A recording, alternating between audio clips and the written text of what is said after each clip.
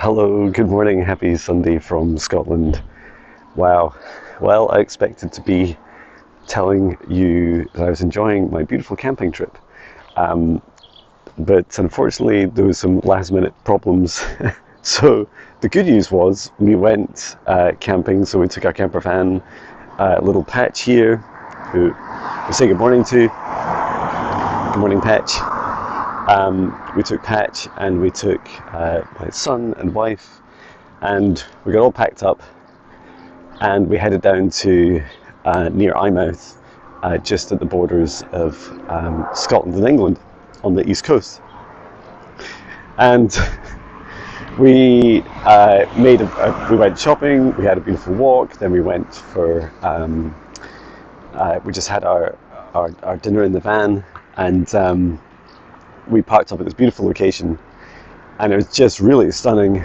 We relaxed, watched some TV for a little bit, and then went out for this beautiful walk. And so I've shared the cliff top walk that we did, and that was just stunning. And we were out for quite a while, and the place that we were staying started filling up with people, as it would.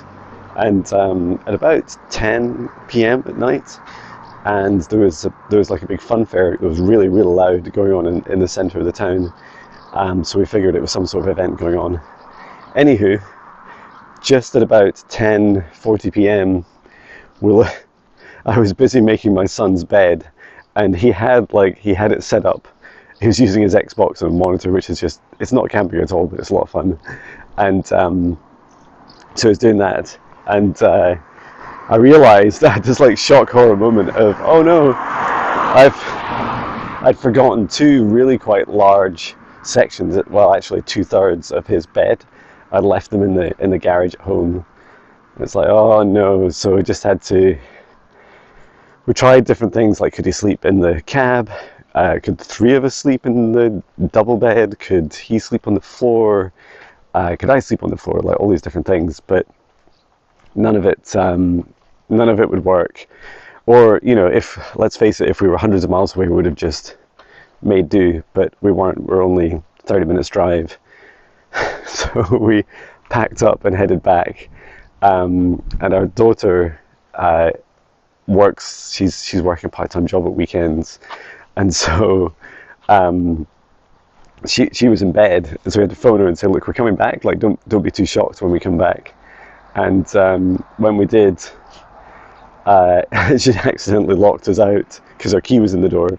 So we had to do things like, I ended up doing the kind of teenage thing of knocking on her window with little stones and stuff. And eventually we got her attention and managed to get in and went to bed. And yeah, waking up this morning, I mean, it's lovely waking up in your own bed and stuff, but yeah, it's a shame we missed out on that experience overnight. It's lovely to have those morning walks and maybe a breakfast out, but it was still great fun. Let me just show you this.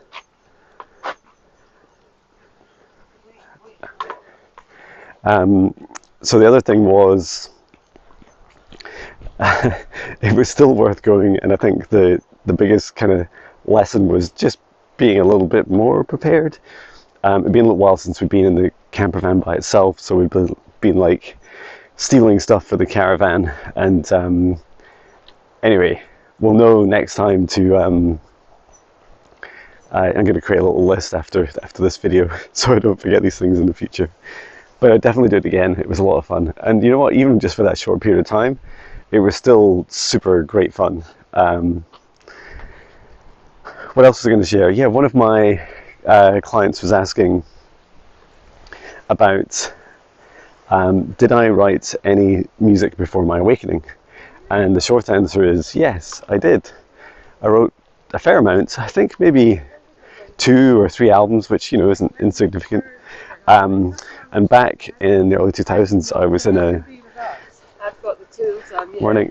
So you've got the tools on. Yeah, I was in a band called Fabian in the early 2000s, and I wrote this song called Questions, and this is the song I shared with my client. And Questions was all about a girlfriend at the time, an ex-girlfriend of the lead guitarist. And I remember we were at the pub one day and we were chatting away, and I just had this inspiration to ask her a question, which was, I can't even remember the exact question. It was something like, can you tell me, like, you know, something that would surprise me about you, or something that changed your life the most? And she said, well, it's really hard to explain, but she said, ever since I was little, I've known that all time runs in parallel. And like, my mind was just blown. I was like, what do you mean? And she said, I don't know, it's just so hard to explain. She said, I just know it. And I said, well, what about the dinosaurs? You know, are they still alive? And she said, well, yeah, kind of. I mean, they're in our past, but they're also like, it's still happening right now. And the conversation went on, and I was just really inspired by the conversation, and asked loads of questions. And so I wrote this song called Questions. And the first verse is basically what I've just told you. But the chorus, like, my reaction to it was quite fascinating at the time, because I'd heard of some, what I'd call like spiritual things, like people doing astral projection. In fact, I remember back then, my uncle Alistair, who's since passed on, hello to Alistair, I'd heard from my parents that he did things like astral projection. And so that features in the chorus was like, I think the chorus was really about, I need to, you know, open up my mind, level up my my conscious thinking. What is the chorus that says, give me higher consciousness, I need a bigger brain for the truth, levitate my astral projection, I'm dreaming for all of you. Yeah, that was the chorus. So that experience just taught me a lot. It taught me a lot of really magical things. I didn't know what to do with that knowledge and information throughout the rest of my life until my awakening.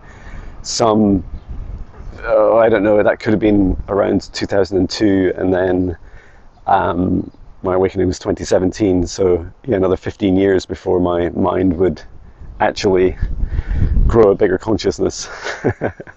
But it was a lot of fun going on that journey, and you know, everything at the right time. The other thing I wanted to share quickly is I spent time yesterday doing my geek work. So I've been really busy with my work, with my business, which has just been amazing, just amazing. And I've done more client sessions this week than I've ever done in my life. And you've all been such beautiful souls, and you've all been emailing me with these beautiful, beautiful responses. And I've been sharing, you know, what either parts of those I have permission to share, or you know, separate testimonials. But just thank you so much. You have no idea what it's like to wake up in the morning and to have these emails of people sharing these beautiful, beautiful messages, and it's just truly humbling. And I feel it's because I genuinely care.